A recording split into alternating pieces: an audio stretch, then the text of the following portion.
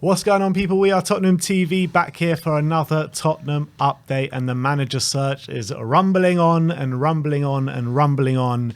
And Dan Kilpatrick has been talking to us, and he says that Tottenham have completed the due diligence phase and are now seeking interviews with managerial candidates.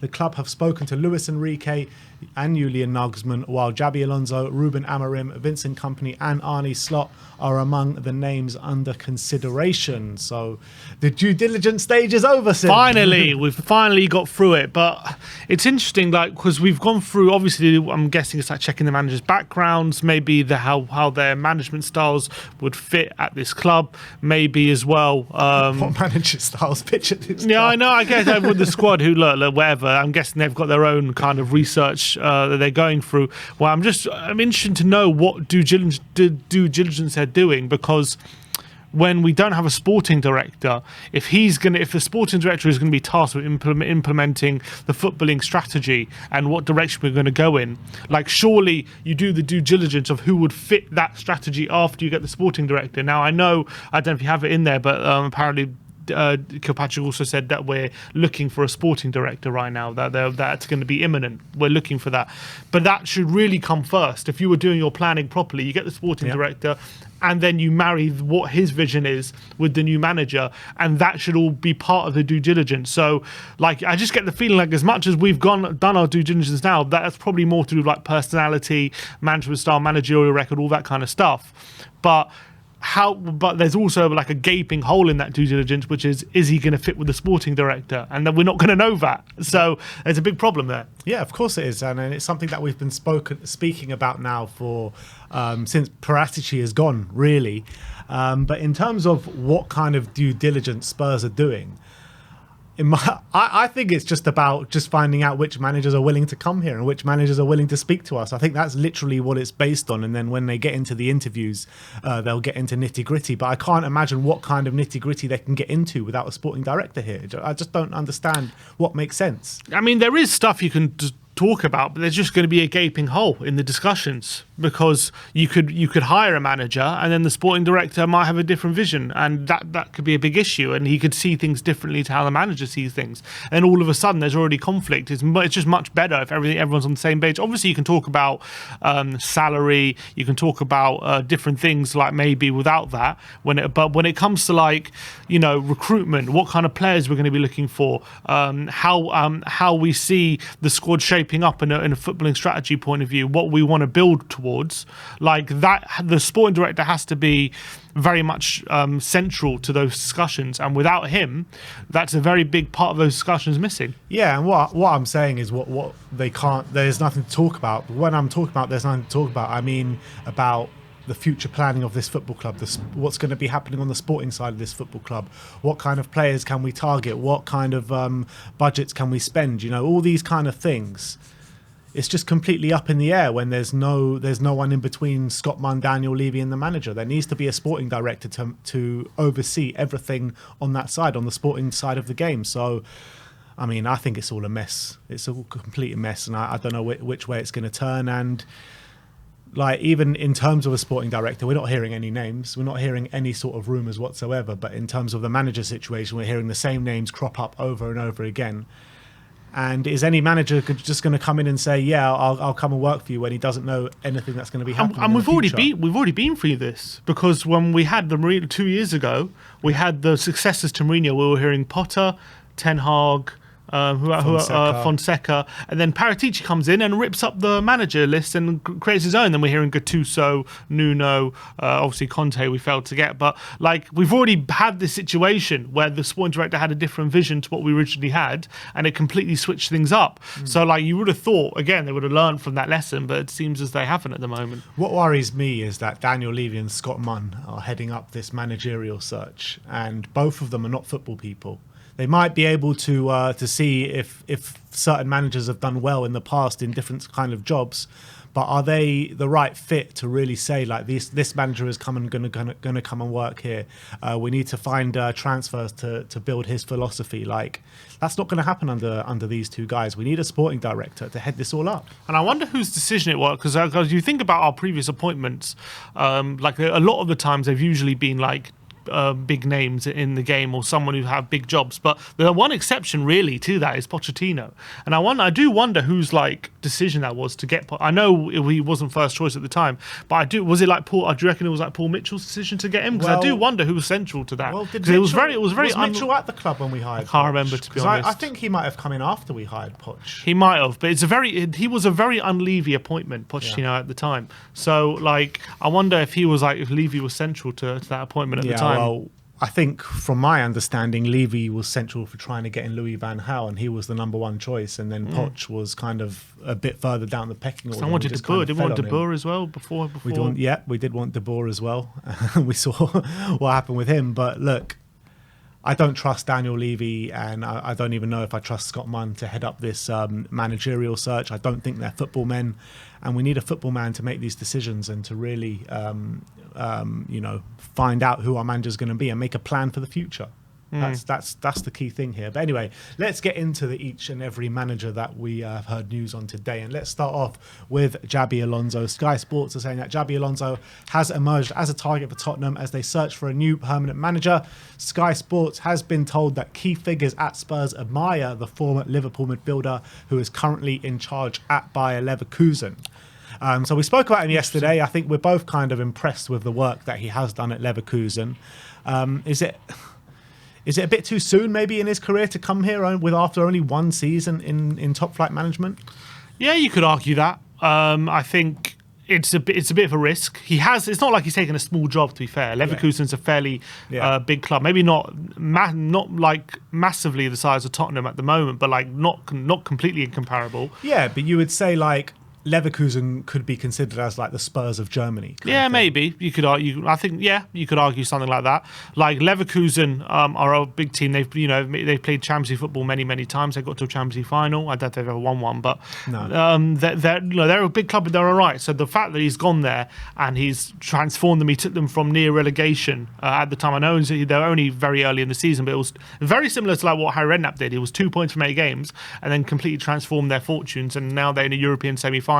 Probably just going to miss out on top 4. So he's done an astounding job. Apparently he's done it playing good football as well. He changes his form. He's not married to one formation. He can change his formation, and he's also quite inventive with his formations as well. He doesn't just he's not very rigid like maybe Conte was with just we play 3-4 flow. This is how we play, and we're not changing it. Essentially, he's he can play 3-4-3. Apparently, he has this hybrid 3-4-3 diamond formation where he has an AM and a DM and 2 extra central midfielders as well. But you obviously require 3 aggressive centre backs to play that role, that formation. So look, it all sounds good.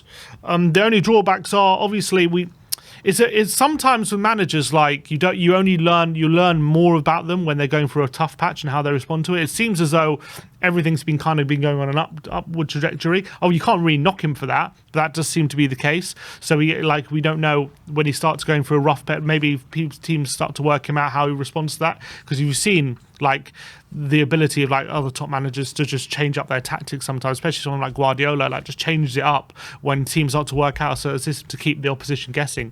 I'm not going to start comparing him to Guardiola, but he is clearly a manager on the up, a young manager, new ideas. I would really be interested in taking a look at him, but it is a risk because he's only been there 8 months, and imagine Leverkusen fans who you've just got this new manager who's doing so well, and then 8 months he leaves because there's a job offer in the Premier League. You would like to think your club's big enough where you can stick it out for another year. That and as well, is he going to leave a club where he's working out at the moment to come to Tottenham when we're just a bit of a mess at the moment? It's another big question. He's clearly got something good going, but maybe he feels like if he comes here, there's a lot to work with. That's maybe he could feel like that. I don't know. Look, I think on the face of things, if you don't look into things too much at Tottenham, it probably looks like a great job. You get to manage in that stadium, work in that training ground every day, manage the likes of Heung-min Son, Harry Kane, Kulusevski, Bentancur. We got some good players here, but when you delve even deeper into the problems at Tottenham Hotspur, it might not be a great job, to be honest. But if he comes here and does a great job, then, that seals himself as a really good manager, right? And he can go on and probably get any job in the world.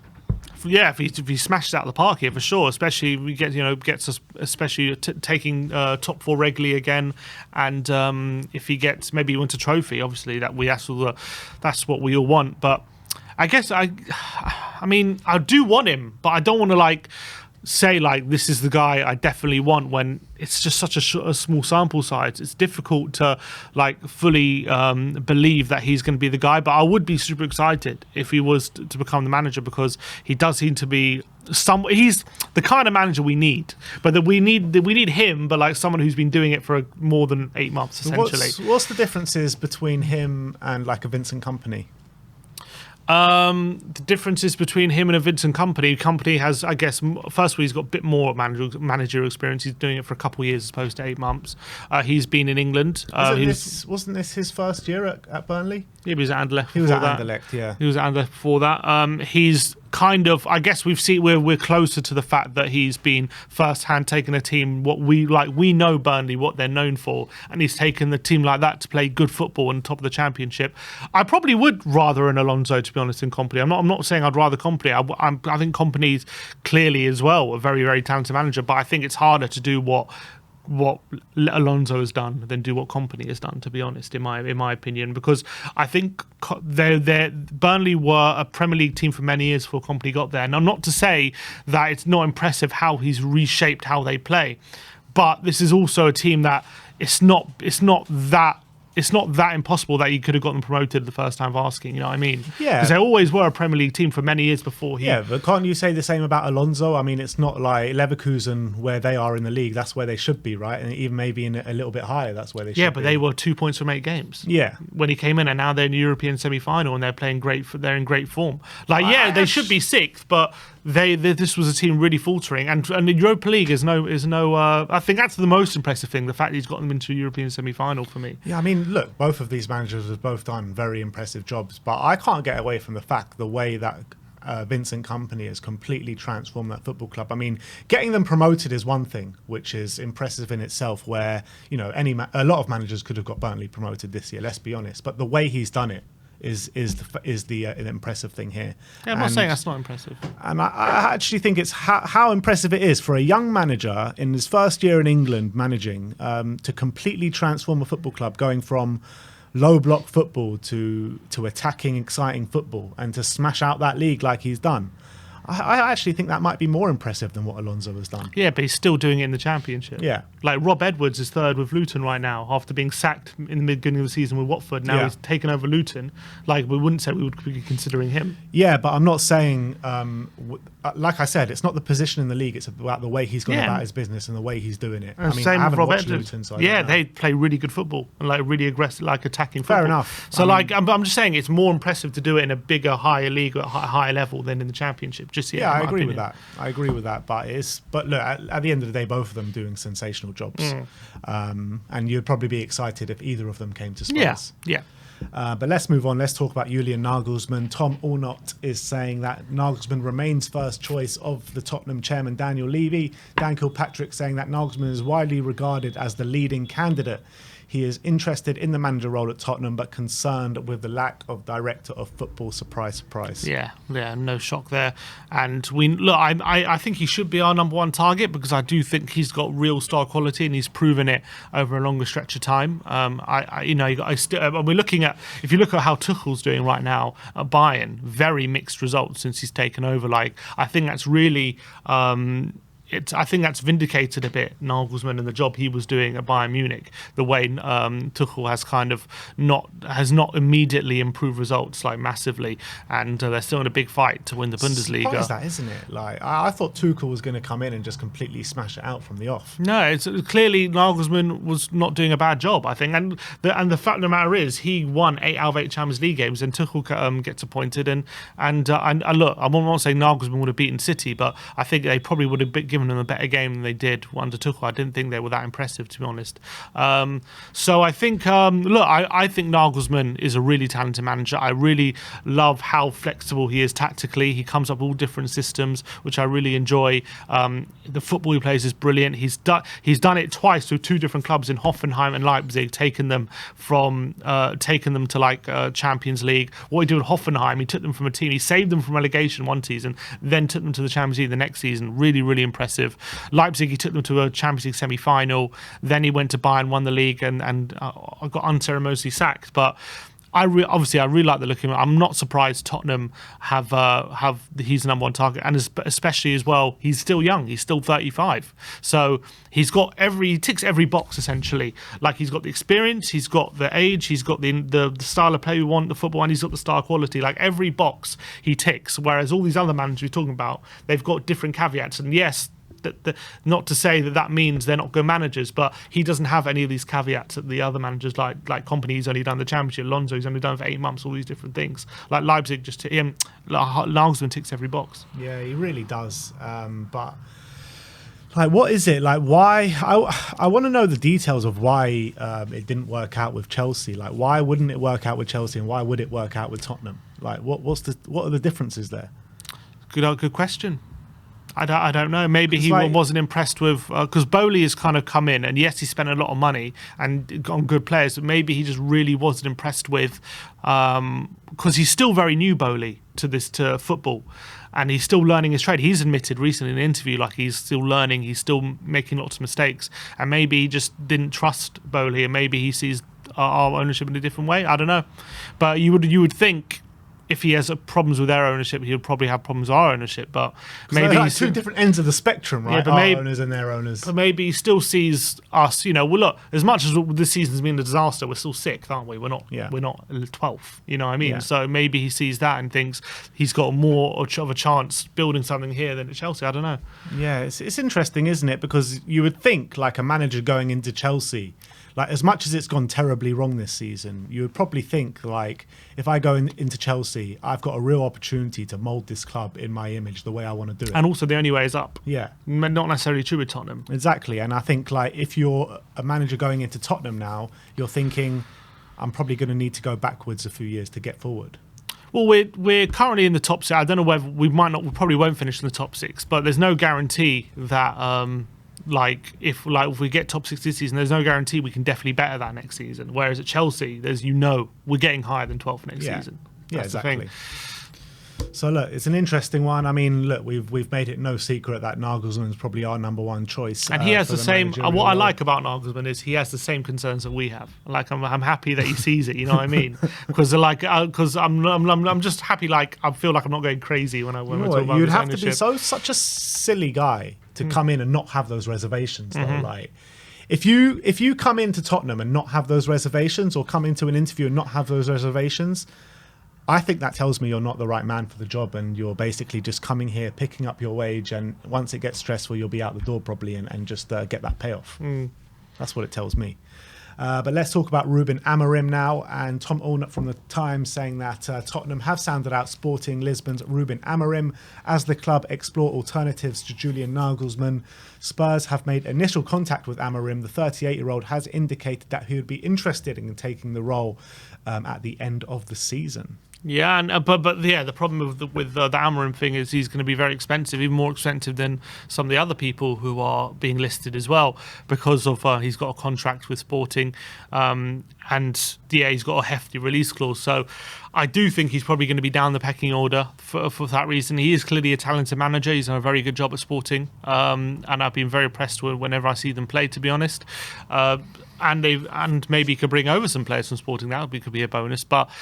I don't know if he's Xabi Alonso to bring on Florian Wirtz. That's what we need. Yeah, that'll be nice. That'll be really nice. I don't know if Amorim. Yeah, he wouldn't be my first choice, but if he's one of those ones, I think he could still be an exciting appointment. But I think there just are other people right now ahead of him in the pecking order. But what's happened with? Everyone's going crazy about Amorim, and every time I watch them play, I think they're really exciting. Really good football, three at the back, attacking. But when I look at their league form and their league table, they're miles off Braga in third. I mean, they're on 64 points. Braga on third in 71 points. And like, you're thinking like, with such a good reputation Amorim has, like he should be fighting for titles in Portugal, surely.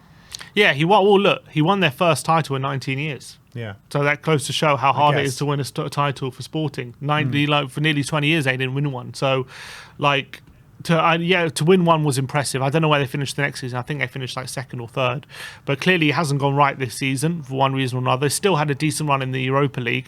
But they have, again, they do lose a lot of their players. Every time they have a good player, he seems to be sold, you know. Porro has a good year and he gets sold to us. And then that's the same in everyone in Portugal. Yeah, I know, but every team reacts differently. I don't know how good Sporting's. I don't know how good their replacements are compared to the other teams. It's not easy. Even if it happens to other teams, it's not easy to replace them, and it takes time. It takes time to build another team. So maybe that's the reasons it hasn't quite gone right for them in the Primera Liga.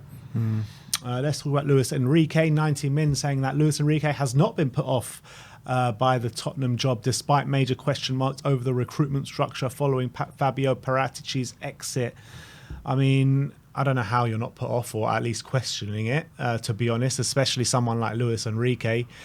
And I've said it many a time before, I rate Luis Enrique as a manager. I just can't see it working at Tottenham. Yeah, I think if we were in a different situation, I think maybe he could be a good manager to come in. I don't think right now he's the kind of man we need to head a new rebuild. We need a younger manager with fresh ideas to come in. That would be the better time. I just don't see Enrique being the right guy. I just see him. We don't need another over-demanding manager who's going to demand players to be at a certain level straight away. Otherwise, he's going to get frustrated. Like, this guy's been used to playing with the best of the best. You know, you see how Conte was getting frustrated with these players because he's used to playing with, you know, Bonucci and Chiellini at the back, and then he's got to deal with Eric Dyer heading the ball to strikers every game. He's going to get frustrated. Like, we need someone who's going to manage those situations, going to build confidence in these players, and not someone like Enrique, who's probably, I'm assuming, how I see him, he's just going to, every time they make a mistake, going to absolutely batter them and expect them to be top class. And I just think he's not the right person. He's the kind of guy. Maybe if you bring in a young manager and then he gets the most out of them, then you need maybe a different manager to bring them on even more. Maybe he's the kind of guy there, but I don't think right now he's the manager we need to head our project. Yeah, completely agree. To be honest, completely agree. And let's finish off with Romain Mundel, as Fabrizio Romano says that he understands Anderlecht and Standard Liège are among a number of European clubs racing to sign Romain Mundel on a free transfer from Tottenham. Personal terms have been offered to the 2003 born winger. Priority, sporting project and first team football guarantees are his necessities. In terms of Mundel, I mean, great reputation coming out of the youth academy. I think Spurs have offered him a new contract, or have been talking about offering him a new contract. But, I mean, the pathway between the academy and the first team just seems as wide as it's ever been. So, I mean, can you really blame him for looking elsewhere? It's a sad state of affairs that he's considering Liège and Anderlecht ahead of staying at Tottenham, just due to the fact he feels like he's not going to get a chance. And I actually understand it, because when you look at the last few weeks, he's been on the bench, hasn't he? He's actually, we've been impressed enough by him that he's been involved with first team training. He's been selected for on the bench, and yet who do we turn to? We turn to Lucas Moura when we need a sub. Why not get the season's pretty much dead? Like, why are we giving a player like Lucas, who we know is leaving at the end of the season, game time, when this guy we could give him a few minutes, build his confidence, maybe he can show something, maybe he can surprise a few people. If we're impressed enough to put him in the squad, then why not give him a run out on the bench? And why you bring on people like Lucas, who are just costing us every game and are leaving in the summer anyway? So when he probably sees that, and I'm sure he respects Lucas, but as a senior player, but he's probably thinking, like, why aren't I getting an opportunity here? Like, if I'm not getting an opportunity in this scenario, when am I ever going to get an opportunity? Yeah, and what's even more surprising about that, it's that Ryan Mason is making those decisions, because you would think that Ryan Mason would favour bringing on an academy product as opposed to someone that's clearly leaving in the summer, bang out of form and hurting us every time he's on the pitch. I mean, surely he knows the values of coming up from the academy, because he followed that pathway. Yeah, but to be fair to Mason, it was like this is games against United and Liverpool. I kind of understand those kind of games. I'm talking like I know Bournemouth games, like these kind of like games when you could afford to bring him on. Like I think like not against these top level, obviously very like high level games like Man United and Liverpool. I slightly understand it, but I think like the other games, I think Mundell should definitely got an opportunity. Yeah, but even against Liverpool and Man United, man, like even at Liverpool, I mean, chasing that game when you bring on all those strikers and you bring on Lucas Moura, I mean, still, I would have favoured on bringing on Mundell. I mean, look at Poch, right? Poch wouldn't have had if Poch believed in Mundell in that situation, he would have brought him on. You know what I mean? So, and it's like with Ryan Mason coming through the youth academy, he knows the pathway. He knows probably how bad it is at the moment with the pathway between the academy and the first team. So why not give him a few minutes? I agree, but you got to remember we play Lucas a right back. I wouldn't want to do that to Mundell. True. I wouldn't want to do that to Mundell. But I agree. I think a few minutes up front, maybe even instead of Danjuma, who might not be staying in the summer as well, like that could be more beneficial. I remember against Liverpool in the Cup. When we had Pochettino, we brought on a couple of kids that game, didn't we, when we lost? I can't remember the scoreline, but it was under Pochettino in his first few years. And I can't remember which academy player it was, but they went one-on-one late on in the game, and they could have won us that game. Do you remember who it was? Was it Harrison? Shaun Harrison, maybe? Might have been Shaun or Harrison. Lancaster? Yeah, it could have been one of those guys. No, Lancaster was before. But like what I'm saying is like Poch gave these guys chances. Since Poch has left, we've hardly had any academy players to get chances apart from the likes of Tanganga and Skip. Yeah, Scarlett's had a few minutes here and there. Yeah, Parrott's had a one start for against Colchester, didn't he? And he had a few games. Actually, he started in the FA Cup, didn't he, against Norwich? Who's that? Did he start or came on? Who? Troy Parrott. Troy Parrott started In that game we went out against Norwich, I think he started. So we had a few chances, but it's been very few and far between. We're talking years ago, and we're talking like minutes here and there. Yeah. And like Parrott started 2 games for Spurs, I think. Norwich in the Cup and Colchester in the Cup. I think that's it. Yeah. So there you It's have tough it. at Tottenham, yeah. We used to be known as a club under Poch, good for young players, and now it's completely the opposite. Well, you had Arsenal earlier on the season, or was it back end of last season, bringing on like a 15-year-old kid just to give him some minutes. You know what I mean? Like, it's not like they thought that 15-year-old kid was going to impact the game. It's good experience for these academy players. So why aren't we earthing these players in a little bit? Just give them some minutes, give them a little bit of a taste. But nah, it's not happening, and we need a better pathway from the academy because it's clearly not good enough at the moment. Another failing part of Tottenham Hotspur. But look, that is your Tottenham update for today. Let me know in the comment section below if you have any thoughts regarding any of the news stories we brought to you today. Like, subscribe, and comment. And as always, come on, you Spurs.